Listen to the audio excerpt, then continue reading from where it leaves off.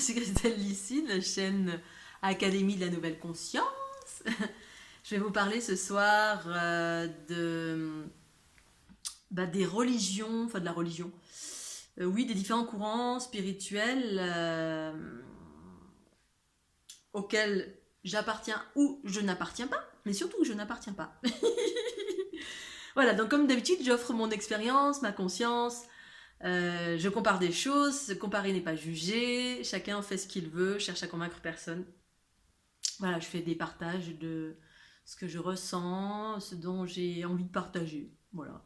Et là, sur les religions, tout simplement en réaction face à ce que j'observe depuis pas mal d'années, de temps, ou ce qui est tout à fait normal et naturel, par rapport au fait que toutes les personnes qui sont en quête, qui sont en quête en recherche de soi, en recherche de bien-être, en recherche de spiritualité, eh bien, ont suivi des courants spirituels, religieux, ésotériques, bouddhiques, enfin, quels qu'ils soient, à l'extérieur de nous-mêmes. C'est tout à fait, pour moi, c'est tout à fait normal. J'ai suivi également selon ce qui me parlait, des différents courants. Pas très longtemps, en fait, j'allais là où la lumière m'appelait, où ça me parlait, et puis j'allais d'un endroit à un autre, d'une conscience à une autre, et j'ai évolué au fur et à mesure, jusqu'à ce que je rentre dans mon intériorité, et puis que je rencontre ma conscience, ma guidance intérieure, donc le maître en soi, ou la maître en soi, c'est-à-dire l'unité, une forme d'unité, en tout cas ce que j'exprime depuis que j'ai créé cette chaîne. Mes expériences d'unité qui évoquent l'autonomie, la connaissance intérieure et l'abandon de la connaissance extérieure, qui pour autant a fait pleinement partie de mon chemin, puisque ça fait partie en fait du chemin, pour moi en tout cas, d'évolution des personnes de cette planète.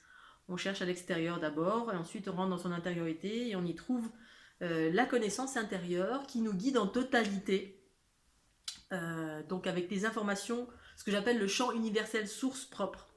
Donc en regard à cela, voilà, quand je voyage dans différents endroits, etc., que ce soit en Égypte, au Népal, en Inde, je sais pas, en n'importe quel pays qui pourrait être porteur d'une, entre guillemets, une religion ou un courant quel qu'il soit. Alors, si je vais dans ces pays-là, c'est pas parce que je suis attirée par un gourou ou par une religion quelle qu'elle soit, que ce soit le bouddhisme, le jainisme, le soufisme, qu'est-ce qu'il y a d'autre, le shivaïsme. Personnellement, je suis tout simplement ma propre maître, ma propre guide, avec mes informations sources propres. Je ne suis en lien avec aucune religion. Ça ne veut pas dire que je rejette. Je ne suis en lien avec aucune religion, aucun courant spirituel, ésotérique. Je suis en lien avec ma guidance. Ma guidance m'indique d'aller dans certains lieux pour faire certaines choses en lien avec l'élévation vibratoire de la planète. Ce qui veut dire que je ne suis pas catholique, je ne suis pas chrétienne, je ne suis pas bouddhiste, je ne suis pas jainiste, je ne suis pas soufiste. Je sais pas si ça se dit, soufiste. Je suis pas tout ça. Je connais pas tous les mots qui sont reliés à ça. Voilà, là, le dernier commentaire de quelqu'un qui me disait parle-moi de la Shaktipat. Je sais pas du tout ce que c'est. Et voilà, bien sûr, j'ai déjà entendu parler de Shakti, Shiva, qui pour moi veut tout simplement dire féminin-masculin. Mais voilà, j'ai jamais absorbé des enseignements, quels qu'ils soient. Tout ce que je vis est propre à ma guidance, à ma conscience, qui redéfinit chaque chose. C'est même pas que ça redéfinit, c'est comme si vous étiez un extraterrestre. Imaginons, vous êtes un extraterrestre, vous débarquez sur la planète. Et puis, par exemple, les mains jointes devant vous. Là, je vais essayer de mettre les mains jointes devant moi. Voilà. Je vais faire ça. Et en fait, ça, en qualité d'extraterrestre de là d'où je viens, c'est, par exemple, c'est un appel à mon vaisseau spatial. Mais quelqu'un d'extérieur va regarder ça. Ce quelqu'un d'extérieur a une croyance. Cette croyance ou cette information qui est en cette personne, c'est tiens, quelqu'un en train de prier. Alors prier Bouddha, Shiva, Allah, Dieu, on s'en fiche. Et donc, elle va me prendre pour une croyante. Alors peut-être je suis un extraterrestre en train de faire un truc énergétique qui appelle mon vaisseau spatial. Donc voilà, il y a une rencontre, et c'est un geste similaire, mais avec une connaissance extérieure, on va l'assimiler à. Et en fait, c'est ce que ça fait à chaque fois quand on est dans des croyances extérieures. On va toujours ramener ce qu'on fait, ce que les autres font, ce que l'on voit à ce qu'on connaît. Voilà, et c'est tout à fait naturel et normal.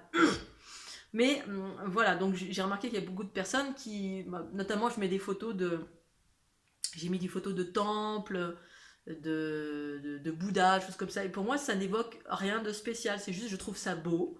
Mais j'ai plus on va dire, j'ai pas une conscience associée, une croyance associée à, même si à un moment donné, ça a été ça. Pendant une partie de ma vie, effectivement, j'ai voyagé parce que j'étais en quête de moi-même, j'étais en quête de spiritualité. Et effectivement, je la trouvais à l'extérieur de moi. C'est-à-dire que j'allais dans des pays. Mes premiers voyages, c'était en Thaïlande. Et ça m'intéressait parce que je trouvais que c'était un endroit où il y avait, voilà, en Orient, il y a une spiritualité qui n'existe pas en Europe. Et donc, j'étais en admiration et en contemplation devant effectivement une multitude d'effigies, de statues, dans les temples, qui sont des statues en prière face à n'importe quel dieu ou déesse ou philosophie, parce que le bouddhisme, on va dire, c'est plus une philosophie. Pour autant, ce que j'observe ici, notamment où je suis, eh bien, ça reste quand même une dévotion face à une effigie extérieure, un Bouddha. Voilà, on prie devant Bouddha, mais en aucun cas, j'observe des personnes qui savent qu'ils sont eux-mêmes le Bouddha. Et Bouddha n'est qu'un mot pour voilà, qui est exprimé par le bouddhisme ou le jainisme voilà, mais on met la déité à l'extérieur une fois encore. Alors c'est juste et parfait, je suis pas en train de juger. C'est juste qu'on est en pleine transition pour à un moment donné aller comprendre que en fait on est nous-mêmes cela, cette divinité. Je l'explique toujours et encore.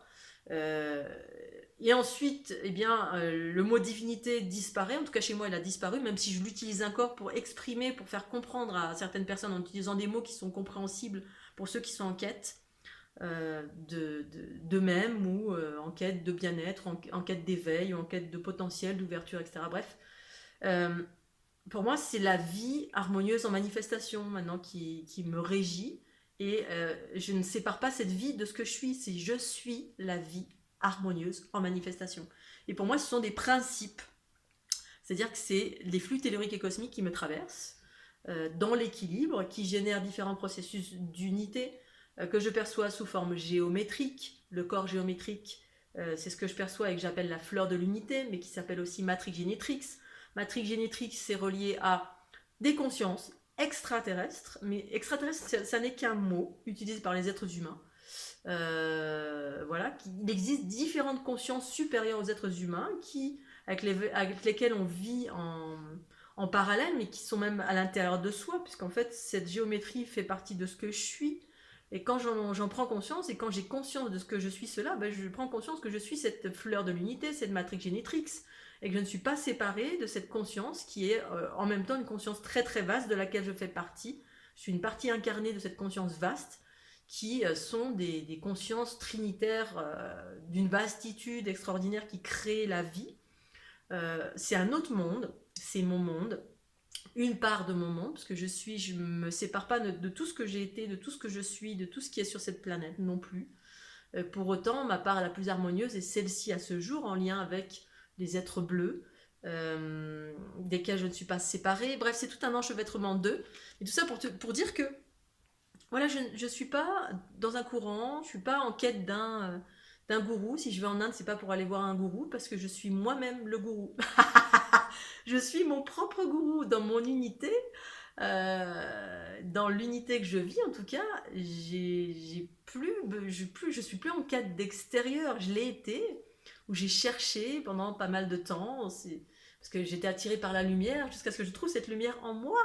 Et maintenant, je voyage non plus en quête de quelque chose, je voyage parce que je suis en mission de quelque chose. C'est-à-dire que je me réalise, je vis et je fais ce que je dois faire. Alors faire ce que je dois faire, c'est la mission de vie.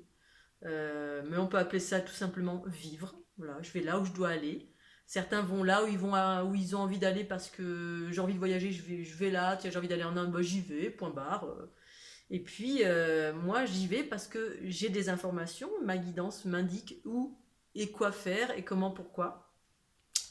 au service d'une élévation vibratoire via les activations de ma Kundalini qui interagit autant dans l'infiniment petit que l'infiniment grand, en connexion avec d'autres choses qui sont ce qu'elles sont. Voilà, donc je vais pas chercher des vidéos pour répondre à mes questions. J'ai plus de questions en gros. Quand j'ai une question, je reste en état d'accueil et quand bien même, non, j'en ai pas. Je suis en état d'accueil, j'ai de l'information qui surgit. Voilà, j'ai des envies, j'y vais. J'ai de l'information qui me dit, tiens, faut aller là, j'y vais. Voilà, mais c'est principalement un état d'accueil qui me permet d'entendre ma voix intérieure, qui est mon champ universel source propre. Donc, c'est-à-dire ma connaissance intérieure qui me guide en totalité par cet état d'accueil, d'acceptation, d'accueil, d'ouverture, pour pouvoir bien entendre. Voilà, j'ai plus besoin, j'ai jamais eu vraiment besoin d'écouter des enseignements de Pierre, Paul ou Jacques. Pour autant, c'est juste et parfait. Parce que, effectivement, quand on se réalise, quand on est éveillé, eh bien, on devient un guide pour soi d'abord. Et ensuite, en tout cas en ce qui me concerne, ce qui a surgi depuis 2012, c'est l'immense envie de partager. C'est-à-dire partager. C'est comme si j'étais abondant de 3 milliards de choses, comme un flux abondant d'énergie, et l'envie de partager, partager, partager, partager. Donc je comprends en cela qu'il y ait des guides, des gourous qui enseignent, parce qu'effectivement, on n'a qu'une envie, c'est de partager, offrir, partager ce que l'on sait. Alors il y en a qui partagent un savoir qui est voilà, comment on construit une maison, et d'autres, eh bien, comme moi, partagent un savoir, mais un savoir spirituel. Enfin, ça peut être aussi ça peut être un savoir-faire aussi. Bon, pour autant, voilà, j'ai jamais appris aux autres à peindre ou à sculpter, des choses comme ça, parce que je suis plutôt pour l'autonomie. Donc je préfère dire aux autres, tiens, voilà, je fais comme ça, et puis vas-y, débrouille-toi. Pour autant, voilà, je comprends qu'il y ait des personnes qui enseignent, parce que ça devient, en tout cas moi, ça a été à un moment donné une nécessité que de partager. Et ça a été la raison pour laquelle, enfin un grand besoin, pour laquelle je me suis mise à écrire, parce que je trouvais que c'était le moyen le plus simple de partager sans être dans le conflit avec l'ego des autres, l'ego planétaire qui est tout le temps en train de juger en permanence. Oui, mais non, oui, mais c'est pas bien, oui, mais elle dit ça, je suis pas d'accord. Donc voilà, le combat permanent de cette planète. Partager pour moi sans convaincre, c'est un bon moyen, en tout cas c'est mon moyen à moi de pouvoir voilà, tout simplement partager sans être dans le combat, parce que moi-même je ne cherche pas à convaincre. Pour autant, c'est vrai que je partage et je compare une chose avec une autre. Cette comparaison, elle est sans jugement, même si parfois voilà, je suis pas parfaite et peut-être que je juge sans m'en rendre compte. Ça peut aussi, voilà, je suis pas infaillible. Mais la plupart du temps, je compare des choses qui amènent à l'harmonie et d'autres mécanismes qui amènent au chaos. Voilà. Par observation via ma conscience et mes expériences dans mon quotidien. Voilà, donc je voulais faire cette petite vidéo en lien avec les religions. Je fais partie d'aucune religion et en même temps, je suis aussi tout cela parce que dans toutes les religions, il y a des vérités.